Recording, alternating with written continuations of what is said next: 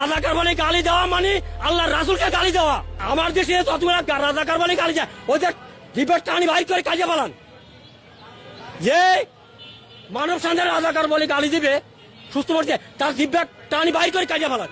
রাজাকার বলে যে গালি দেন, গালিটা কাকে দেন? হযরত মুহাম্মদ গালি দেন না মানুষের তো আগুন দেন।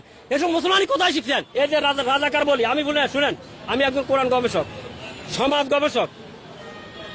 যে রাজাকার বলি ইয়ে করে, রাজাকার শব্দ কি, অর্থ কি? স্বেচ্ছাসেবক। পৃথিবীর যে সবচেয়ে নিখুঁত স্বেচ্ছাসেবক কে ছিলেন? উত্তর দেন।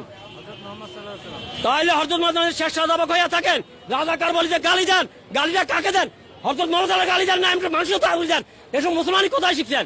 বড় বড় ভাগলি আড়াই আমরা রাজাকার গালি দেন, রাসুলকে গালি দেন, আর অন্য কেউ কিছু করলে ঘর ভাঙেন, বাড়ি ভাঙেন ধর্মরা।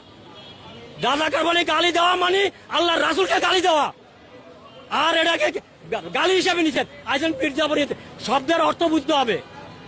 আমার দেশে ততগুলা রাজাকার বলে গালি যায়, ওদের ডিবেট টানি বাইর করে কাজে পালান। যে মানব সন্ধানের রাজাকার বলে গালি দিবে সুস্থ করছে, তার ডিবেট টানি বাইর করে কাজে পালান। যে রাজাকার ওই কোনো মানুষের জন্ম না, কোন মুসলিম জাতি কোন ভালো মানুষের জন্ম না, যে রাজাকার বলে গালি দিবে।